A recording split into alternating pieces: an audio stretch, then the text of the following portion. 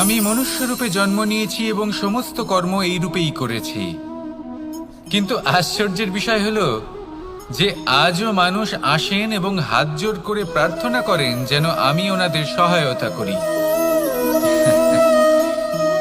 আপনাদের একটা কথা বলতে চাই, আমি সকলকে সাহায্য করতে পারবো না, কিন্তু আমি শিক্ষা অবশ্যই দিতে পারবো, জ্ঞান প্রদান করতে পারবো, এমন কিছু জ্ঞান যার ভিত্তিতে মানুষ যা চাইবেন তাই লাভ করতে পারবেন যদি সঠিক কর্ম করতে থাকেন। যখন কংসের অসুররা গোকুলে ধ্বংসলীলা চালাচ্ছিলেন তখন আমি কারোর থেকে সাহায্য চাইনি। আমি দাঁড়িয়েছিলাম এবং আমি তার বিরোধিতা করেছিলাম। সবাই বলেন যে আমি ছোট্ট একটা আঙুলে গোবর্ধন পর্বত তুলেছিলাম, কিন্তু আমি কি ওখানে একা ছিলাম? কখনোই নয়। আমার সাথে অসংখ্য গোকুলবাসী, অসংখ্য বর্ষণাবাসী ছিলেন, নিজের হাতে একটা লাঠি নিয়ে। ওনাদের মনোবল, ওনাদের আশীর্বাদ আমার সাথে ছিল। মহাভারতে আমি শুধুই শিক্ষক ছিলাম, আমি শুধুই শিক্ষা দিয়েছি। লক্ষ্য সাধন করেছে অর্জুনই, যুদ্ধ করেছে অর্জুনই এবং জয়ীও হয়েছে অর্জুনই। আমি শুধুই শিক্ষা দিতে পারি। অবশেষে আপনাকে শুধু এটুকুই বুঝতে হবে যে ঈশ্বর সবকিছু করতে পারেন না, করতে হবে আপনাকে। ঈশ্বর আপনাকে আশীর্বাদ করতে পারেন যে কাজ আপনি মন থেকে করবেন সেটা অবশ্যই পূরণ হবে। সেই জন্য নিজের লক্ষ্যের পথে এগোতে থাকুন। চেতনা, বিবেক এবং পরিশ্রমের দ্বারা আপনার যা যা স্বপ্ন আছে, যা লক্ষ্য আছে, আপনি অবশ্যই লাভ করবেন।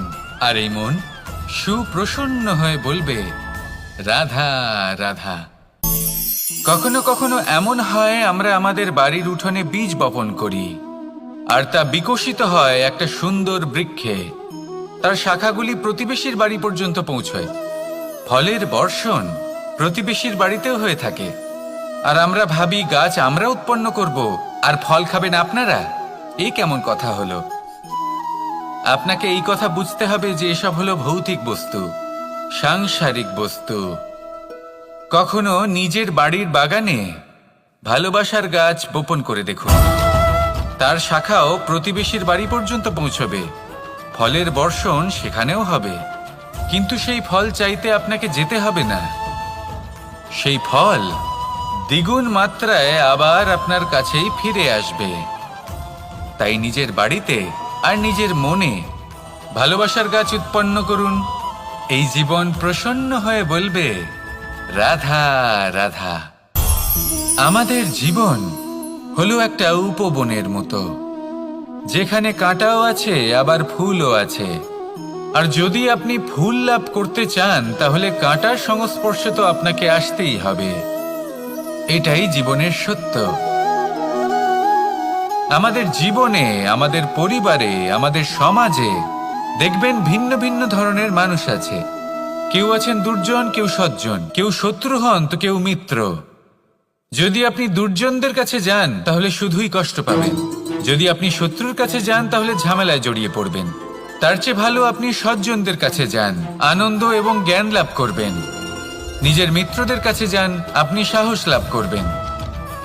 আরও একটা কথা বলি, এই জীবন এত বড়ও নয় যে আপনি প্রত্যেক সমস্যায় প্রত্যেক মানুষের সাথে ঝামেলায় জড়াবেন।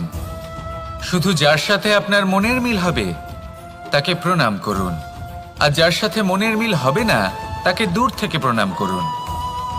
কিন্তু মনের মধ্যে থেকে প্রেমের বোধ কোথাও যেতে দেবেন না, কারণ এই ভালোবাসাই শেষ মুহূর্তে আপনার উচিত পথ প্রদর্শন করবে। তাই এই ভালোবাসাকে মনে জাগ্রত রাখুন, আর এই ভালোবাসার সাথেই বলুন, রাধা রাধা। কখনো আপনি কোনো গোয়াল দেখেছেন?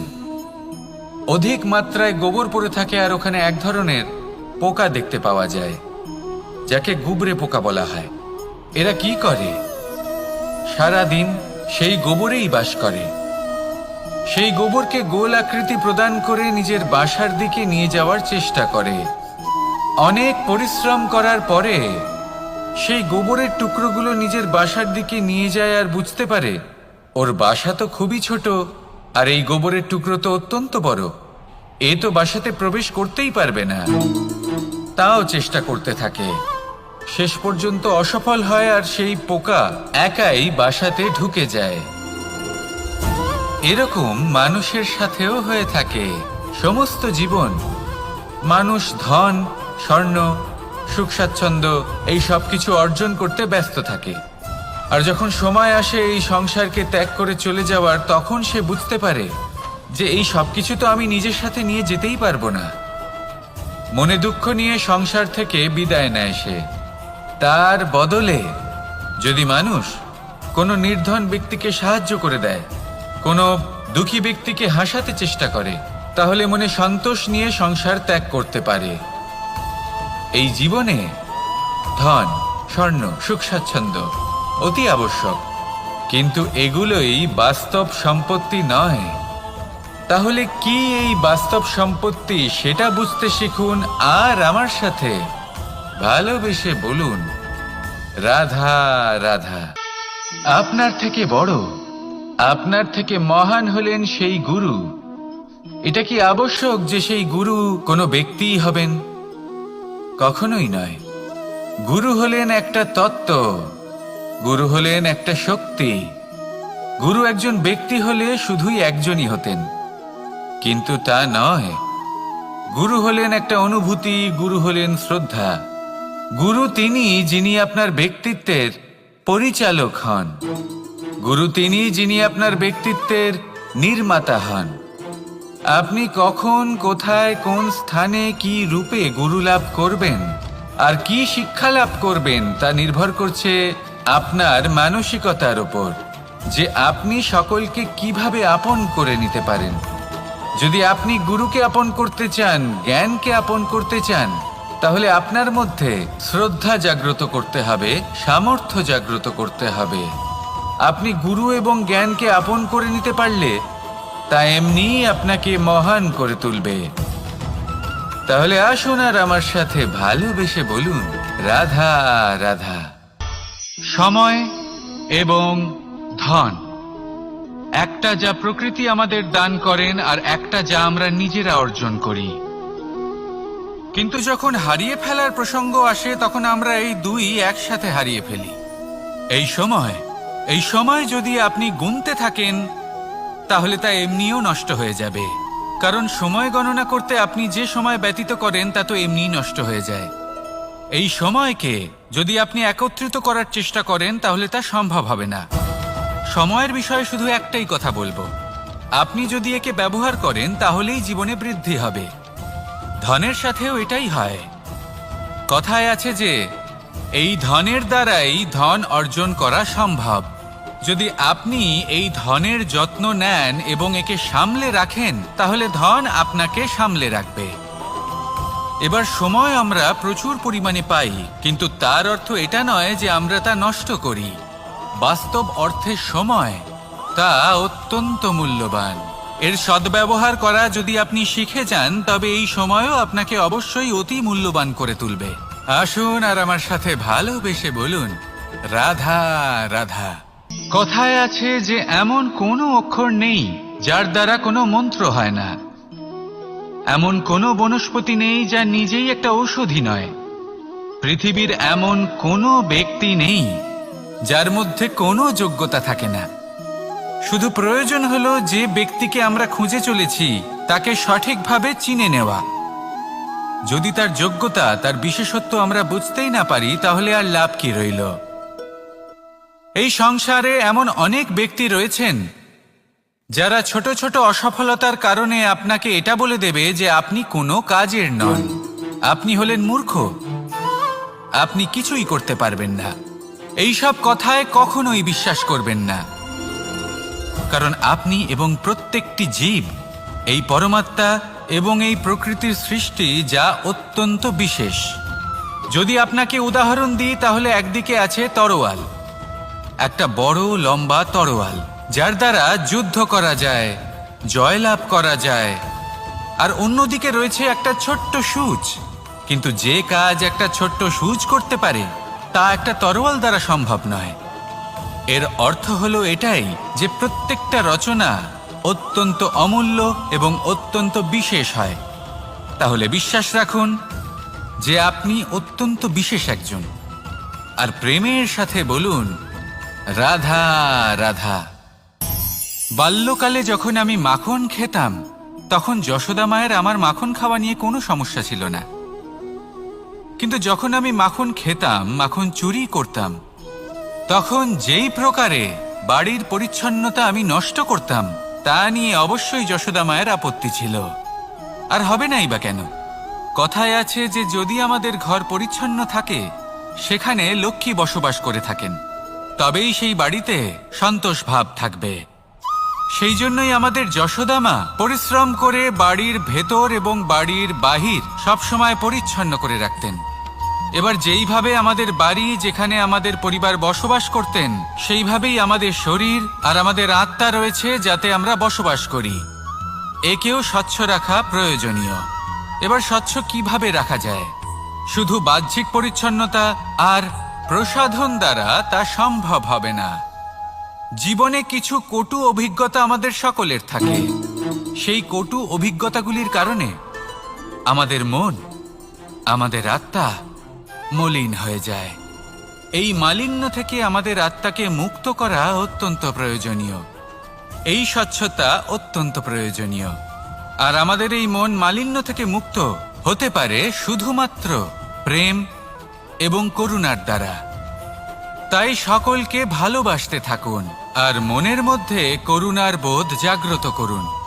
কারণ যেইভাবে বাড়ি পরিষ্কার থাকলে তাতে লক্ষ্মী বসবাস করেন, সন্তোষবোধ বজায় থাকে, সেইভাবেই যদি মন স্বচ্ছ থাকে, তাহলে তাতে সন্তোষও থাকবে, শান্তিও থাকবে।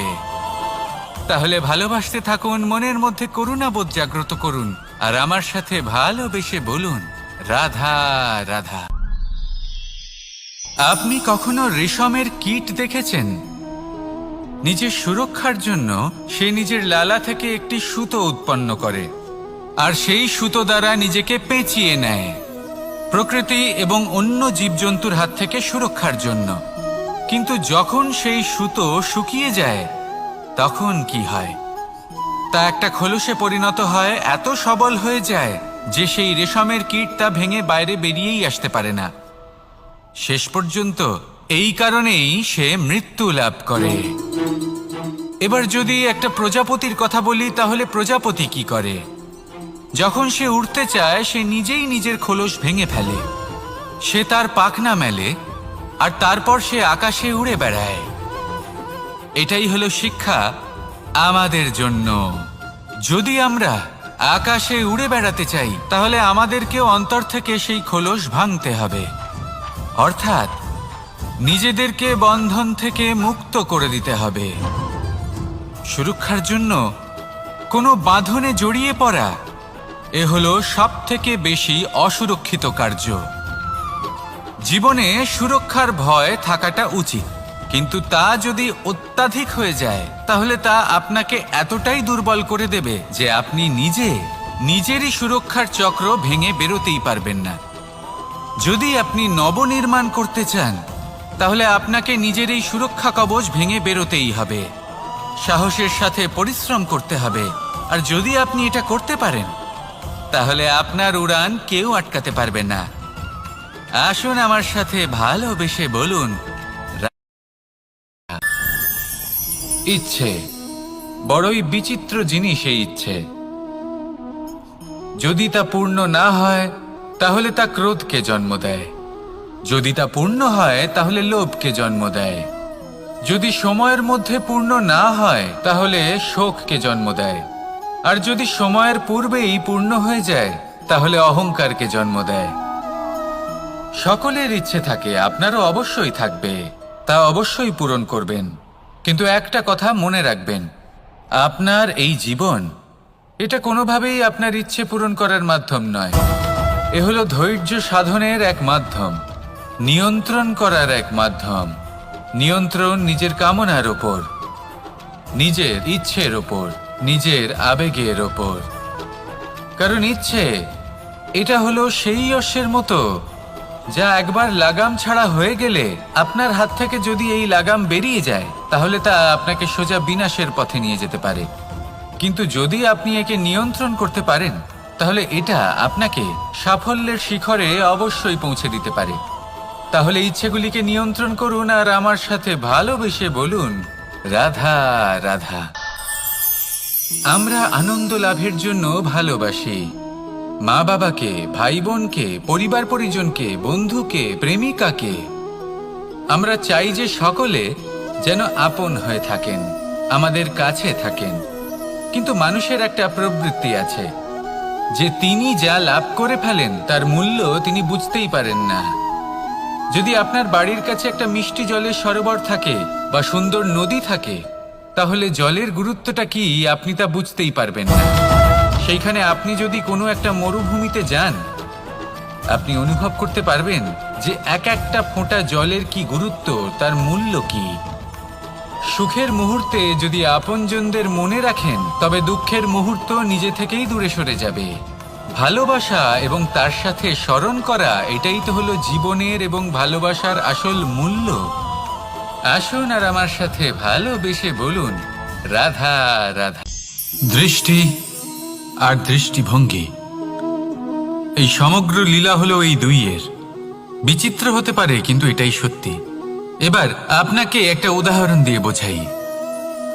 অনেক সময় আপনি কোনো ব্যক্তিকে এটা বলতে শুনবেন যে আমি আমার নিজের উপরে গর্ব করি, আমি নিজেকে নিয়ে গর্ব করি, আমি খুব ভালোভাবে আমার মা বাবার সেবা করি, ওনাদের আমি সবসময় সুখী রাখি, ওনাদের আমি একটা বাড়ি দিয়েছি, সকল সুখ সুবিধা দিয়েছি, ওনাদের জীবনে প্রত্যেক জিনিস দিয়েছি আর দেব যা তাদের প্রয়োজন।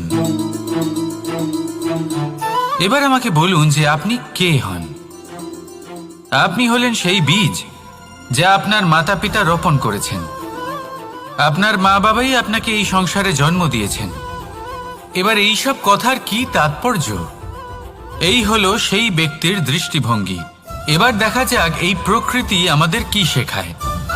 কখনো কোনো গাছকে দেখবেন, যখন সেই গাছে ফল আসে, সে মালিকে এটা বলে না যে দেখো আমি তোমাকে ফল খেতে দিচ্ছি।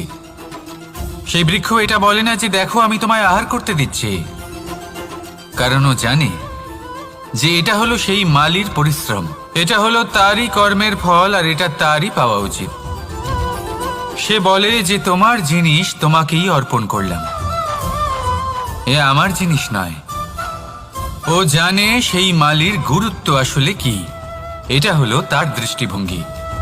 সেই জন্য আপনি জীবনে কোন ব্যক্তির মধ্যে, কোন পশু পাখির মধ্যে, কোন প্রাণীর মধ্যে, কোন পরিস্থিতিতে, কোন আবেগের মুহূর্তে কি দেখতে পাচ্ছেন, সেটা আপনার দৃষ্টিভঙ্গির উপরে নির্ভর করছে। তাই নিজের মনে ধনাত্মক ভাব জাগ্রত করুন, শুভ চিন্তা নিয়ে আসুন।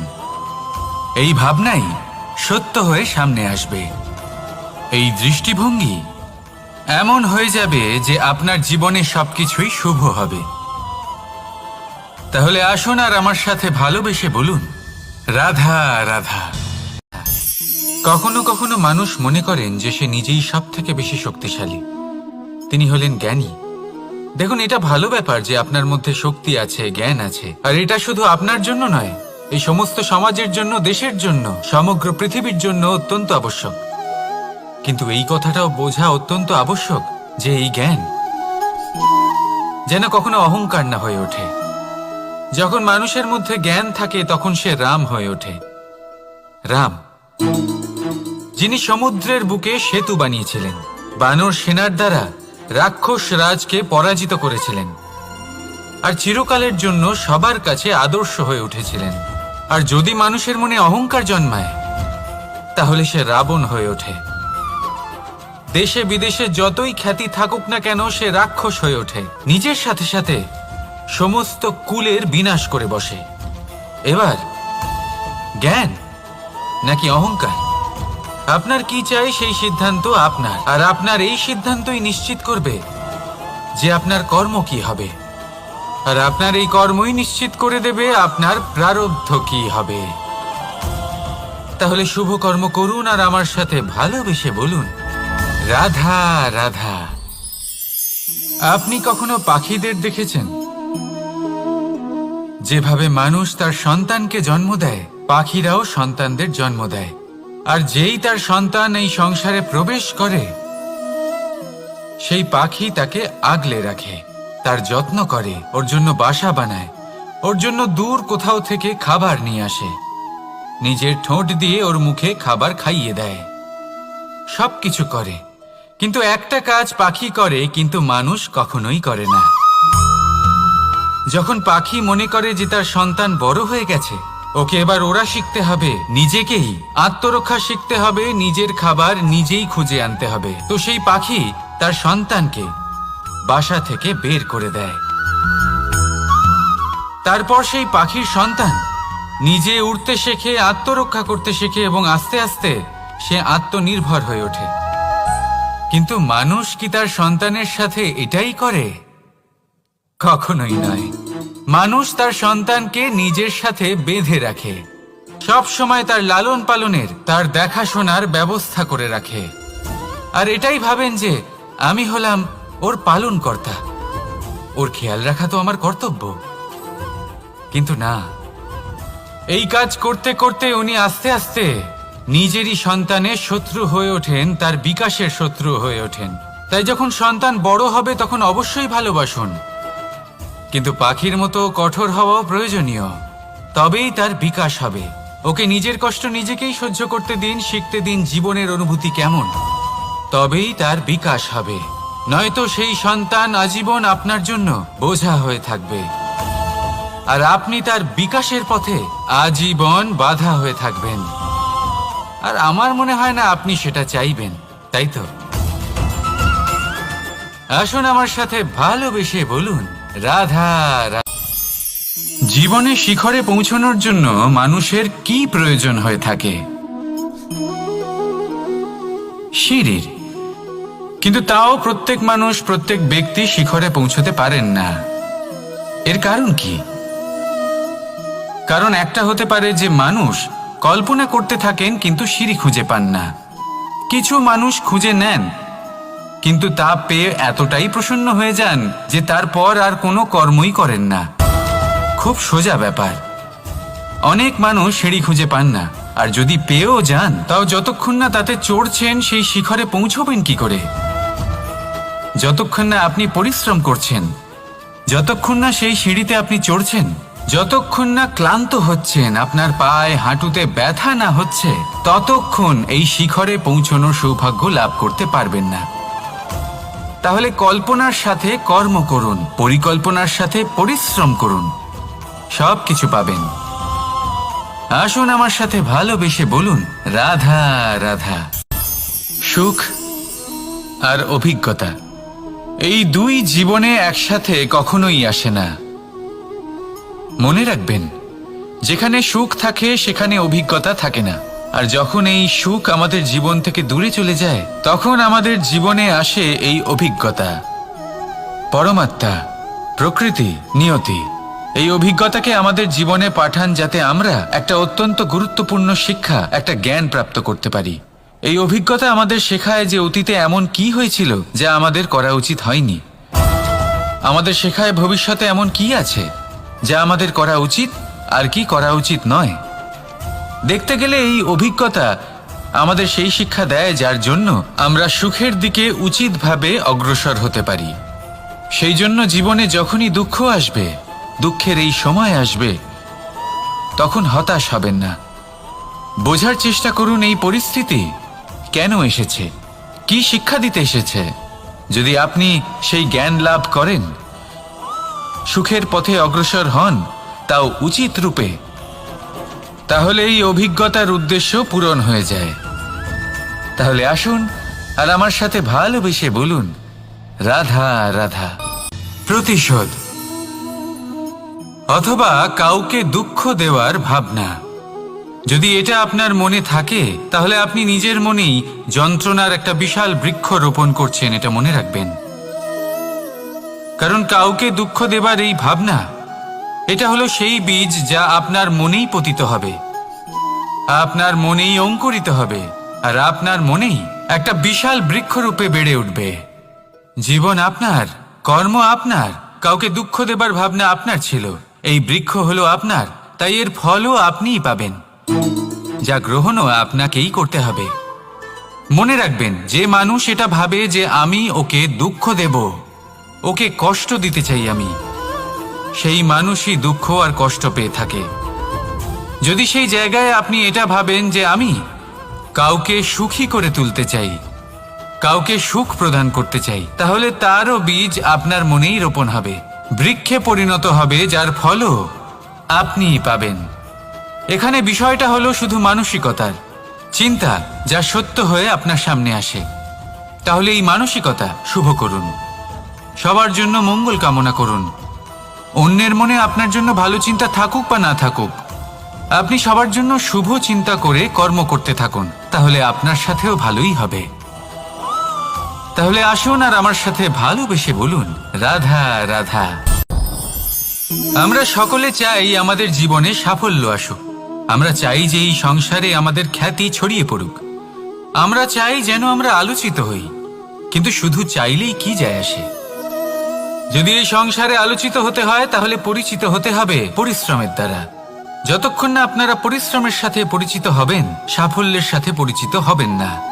সংঘর্ষ করতে হবে প্রতিদিন, প্রতি বছর। জীবনের সব পরিস্থিতিতেই হয়তো নতুন নতুন বাধা আসবে, নতুন নতুন বিঘ্ন ঘটবে, কিন্তু এটা আবশ্যক নয় যে সমস্ত বিঘ্ন বিনাশের জন্য আসবে। কিছু বিঘ্ন আপনার পথ প্রশস্ত করার জন্য আসবে, আপনার পথ পরিষ্কার করার জন্য আসবে। যদি আপনাকে উদাহরণ দিই, যখন বন্যা আসে, বাড়ি ঘর ভেসে যায়, তখন আমরা হতাশ হয়ে পড়ি, আমরা দুঃখী হয়ে পড়ি।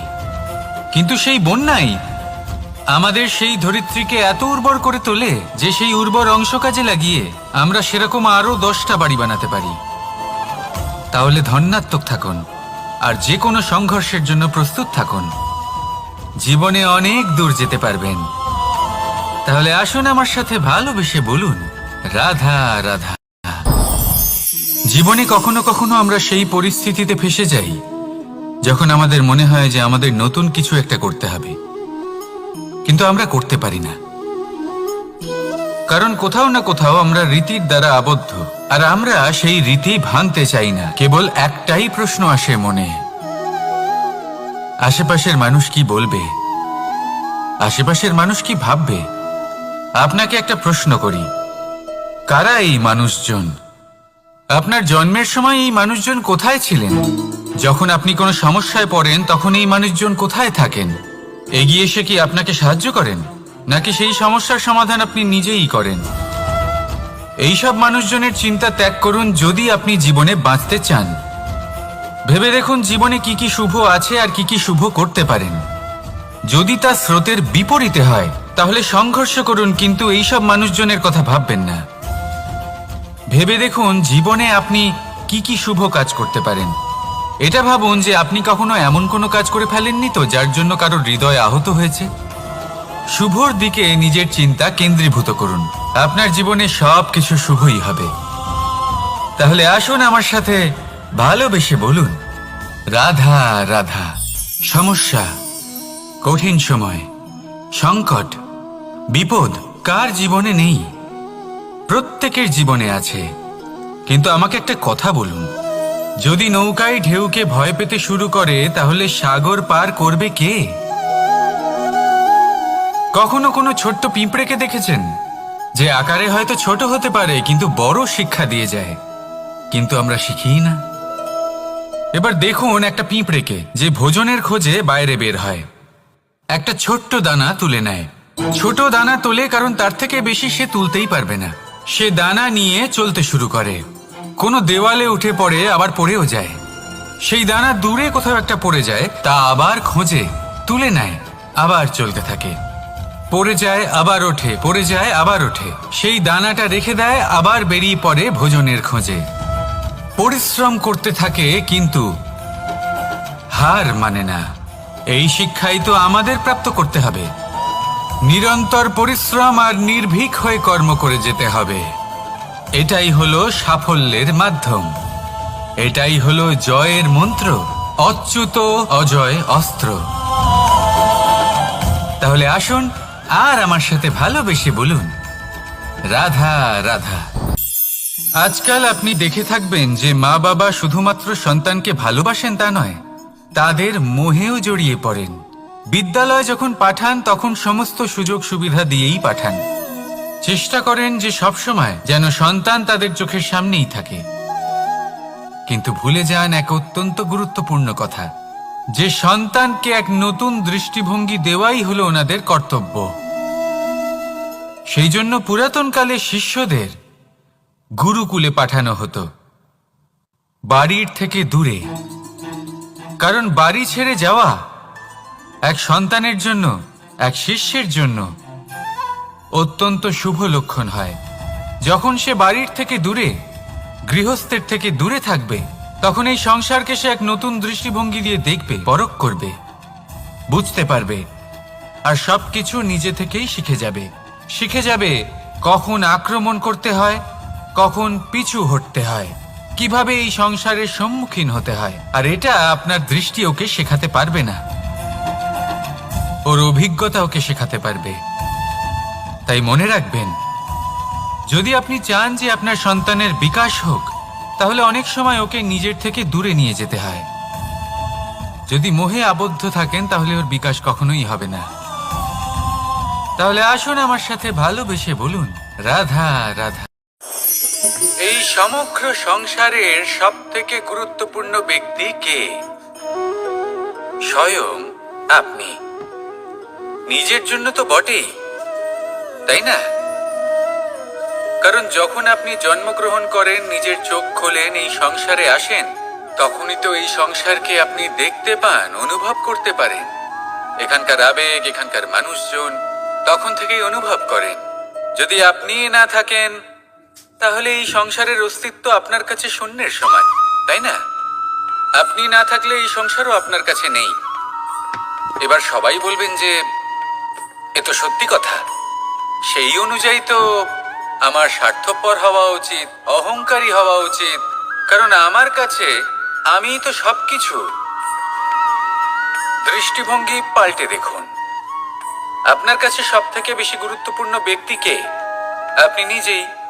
সেই মানুষটি কেমন হওয়া উচিত একটু ভেবে দেখুন। সবসময় সকলকে সাহায্য করুন, একসাথে মিলে পরিশ্রম করুন, সাহায্য করুন অন্যদেরকে, এটা অতি আবশ্যক। এবং তার থেকেও বেশি গুরুত্বপূর্ণ হলো এটাই যে আপনার মনে যেন কখনো এই বিষয়ে ভয় না থাকে যে আমি আমার প্রিয়জনদের, আমার কাছের মানুষগুলিকে হারিয়ে ফেলব। এই ভয় কখনোই মনের মধ্যে থাকা উচিত নয়। যদি ভয় থাকে তাহলে থাকুক এই বিষয়ে যে সকল মানুষ আমার জীবন থেকে, আমার থেকে দূরে চলে যাচ্ছেন, তাদের বাধা দিতে দিতে আমি যেন নিজেকেই না হারিয়ে ফেলি, নিজের অস্তিত্বকেই না হারিয়ে ফেলি, নিজের ব্যক্তিত্বকে, নিজের বিচারধারাকে, নিজের করুণার শক্তি না হারাই। তাহলে এই ভয় ত্যাগ করুন আর আমার সাথে ভালোবেসে বলুন, রাধা রাধা। দৃষ্টি আর দৃষ্টিভঙ্গি, এই সমগ্র লীলা হলো এই দুইয়ের। বিচিত্র হতে পারে, কিন্তু এটাই সত্যি। এবার আপনাকে একটা উদাহরণ দিয়ে বোঝাই। অনেক সময় আপনি কোনো ব্যক্তিকে এটা বলতে শুনবেন যে আমি আমার নিজের উপরে গর্ব করি, আমি নিজেকে নিয়ে গর্ব করি, আমি খুব ভালোভাবে আমার মা বাবার সেবা করি, ওনাদের আমি সবসময় সুখী রাখি, ওনাদের আমি একটা বাড়ি দিয়েছি, সকল সুখ সুবিধা দিয়েছি, ওনাদের জীবনে প্রত্যেক জিনিস দিয়েছি আর দেব যা তাদের প্রয়োজন। এবার আমাকে বলুন যে আপনি কে হন? আপনি হলেন সেই বীজ যা আপনার মাতা পিতা রোপণ করেছেন। আপনার মা বাবাই আপনাকে এই সংসারে জন্ম দিয়েছেন। এবার এইসব কথার কি তাৎপর্য? এই হলো সেই ব্যক্তির দৃষ্টিভঙ্গি। এবার দেখা যাক এই প্রকৃতি আমাদের কি শেখায়। কখনো কোনো গাছকে দেখবেন, যখন সেই গাছে ফল আসে, সে মালিকে এটা বলে না যে দেখো আমি তোমাকে ফল খেতে দিচ্ছি। সেই বৃক্ষ এটা বলে না যে দেখো আমি তোমায় আহার করতে দিচ্ছি, কারণ ও জানে যে এটা হলো সেই মালির পরিশ্রম, এটা হলো তারই কর্মের ফল, আর এটা তারই পাওয়া উচিত। সে বলে যে তোমার জিনিস তোমাকেই অর্পণ করলাম, এ আমার জিনিস নয়। ও জানে সেই মালির গুরুত্ব আসলে কি, এটা হলো তার দৃষ্টিভঙ্গি। সেই জন্য আপনি জীবনে কোন ব্যক্তির মধ্যে, কোন পশু পাখির মধ্যে, কোন প্রাণীর মধ্যে, কোন পরিস্থিতিতে, কোন আবেগের মুহূর্তে কি দেখতে পাচ্ছেন, সেটা আপনার দৃষ্টিভঙ্গির উপরে নির্ভর করছে। তাই নিজের মনে ধন্যাত্মক ভাব জাগ্রত করুন, শুভ চিন্তা নিয়ে আসুন। এই ভাবনাই সত্য হয়ে সামনে আসবে। এই দৃষ্টিভঙ্গি এমন হয়ে যাবে যে আপনার জীবনে সবকিছুই শুভ হবে। তাহলে আসুন আর আমার সাথে ভালোবেসে বলুন, রাধা রাধা। কখনো কখনো মানুষ মনে করেন যে সে নিজেই সব থেকে বেশি শক্তিশালী, তিনি হলেন জ্ঞানী। দেখুন, এটা ভালো ব্যাপার যে আপনার মধ্যে শক্তি আছে, জ্ঞান আছে, আর এটা শুধু আপনার জন্য নয়, এই সমস্ত সমাজের জন্য, দেশের জন্য, সমগ্র পৃথিবীর জন্য অত্যন্ত আবশ্যক। কিন্তু এই কথাটাও বোঝা অত্যন্ত আবশ্যক যে এই জ্ঞান যেন কখনো অহংকার না হয়ে ওঠে। যখন মানুষের মধ্যে জ্ঞান থাকে তখন সে রাম হয়ে ওঠে। রাম, যিনি সমুদ্রের বুকে সেতু বানিয়েছিলেন, বানর সেনার দ্বারা রাক্ষস রাজকে পরাজিত করেছিলেন, আর চিরকালের জন্য সবার কাছে আদর্শ হয়ে উঠেছিলেন। আর যদি মানুষের মনে অহংকার জন্মায় তাহলে সে রাবণ হয়ে ওঠে। দেশে বিদেশে যতই খ্যাতি থাকুক না কেন, সে রাক্ষস হয়ে ওঠে, নিজের সাথে সাথে সমস্ত কুলের বিনাশ করে বসে। এবার জ্ঞান নাকি অহংকার, আপনার কি চাই সেই সিদ্ধান্ত আপনার, আর আপনার এই সিদ্ধান্তই নিশ্চিত করবে যে আপনার কর্ম কি হবে, আর আপনার এই কর্মই নিশ্চিত করে দেবে আপনার প্রারব্ধ কি হবে। তাহলে শুভ কর্ম করুন আর আমার সাথে ভালোবেসে বলুন, রাধা রাধা। আপনি কখনো পাখিদের দেখেছেন? যেভাবে মানুষ তার সন্তানকে জন্ম দেয়, পাখিরাও সন্তানদের জন্ম দেয়। আর যেই তার সন্তান এই সংসারে প্রবেশ করে, সেই পাখি তাকে আগলে রাখে, তার যত্ন করে, ওর জন্য বাসা বানায়, ওর জন্য দূর কোথাও থেকে খাবার নিয়ে আসে, নিজের ঠোঁট দিয়ে ওর মুখে খাবার খাইয়ে দেয়, সবকিছু করে। কিন্তু একটা কাজ পাখি করে কিন্তু মানুষ কখনোই করে না। যখন পাখি মনে করে যে তার সন্তান বড় হয়ে গেছে, ওকে এবার ওরা শিখতে হবে, নিজেকেই আত্মরক্ষা শিখতে হবে, নিজের খাবার নিজেই খুঁজে আনতে হবে, তো সেই পাখি তার সন্তানকে বাসা থেকে বের করে দেয়। তারপর সেই পাখির সন্তান নিজে উড়তে শেখে, আত্মরক্ষা করতে শেখে, এবং আস্তে আস্তে সে আত্মনির্ভর হয়ে ওঠে। কিন্তু মানুষ কি তার সন্তানের সাথে এটাই করে? কখনোই নয়। মানুষ তার সন্তানকে নিজের সাথে বেঁধে রাখে, সব সময় তার লালন পালনের, তার দেখাশোনার ব্যবস্থা করে রাখে, আর এটাই ভাবেন যে আমি হলাম ওর পালনকর্তা, ওর খেয়াল রাখা তো আমার কর্তব্য। কিন্তু না, এই কাজ করতে করতে উনি আস্তে আস্তে নিজেরই সন্তানের শত্রু হয়ে ওঠেন, তার বিকাশের শত্রু হয়ে ওঠেন। তাই যখন সন্তান বড় হবে তখন অবশ্যই ভালোবাসুন, কিন্তু পাখির মতো কঠোর হওয়াও প্রয়োজনীয়, তবেই তার বিকাশ হবে। ওকে নিজের কষ্ট নিজেকেই সহ্য করতে দিন, শিখতে দিন জীবনের অনুভূতি কেমন, তবেই তার বিকাশ হবে। নয়তো সেই সন্তান আজীবন আপনার জন্য বোঝা হয়ে থাকবে, আর আপনি তার বিকাশের পথে আজীবন বাধা হয়ে থাকবেন। আর আমার মনে হয় না আপনি সেটা চাইবেন, তাই তো? আসুন আমার সাথে ভালোবেসে বলুন, রাধা রাধা। জীবনে শিখরে পৌঁছানোর জন্য মানুষের কি প্রয়োজন হয়ে থাকে? সিঁড়ির। কিন্তু তাও প্রত্যেক মানুষ, প্রত্যেক ব্যক্তি শিখরে পৌঁছতে পারেন না। এর কারণ কি? কারণ একটা হতে পারে যে মানুষ কল্পনা করতে থাকেন কিন্তু সিঁড়ি খুঁজে পান না। কিছু মানুষ খুঁজে নেন কিন্তু তা পেয়ে এতটাই প্রসন্ন হয়ে যান যে তারপর আর কোনো কর্মই করেন না। খুব সোজা ব্যাপার। অনেক মানুষ সিঁড়ি খুঁজে পান না, আর যদি পেয়েও যান তাও যতক্ষণ না তাতে চড়ছেন সেই শিখরে পৌঁছবেন কি করে? যতক্ষণ না আপনি পরিশ্রম করছেন, যতক্ষণ না সেই সিঁড়িতে আপনি চড়ছেন, যতক্ষণ না ক্লান্ত হচ্ছেন, আপনার পায়ে হাঁটুতে ব্যথা না হচ্ছে, ততক্ষণ এই শিখরে পৌঁছানোর সৌভাগ্য লাভ করতে পারবেন না। তাহলে কল্পনার সাথে কর্ম করুন, পরিকল্পনার সাথে পরিশ্রম করুন, সব কিছু পাবেন। আসুন আমার সাথে ভালোবেসে বলুন, রাধা রাধা।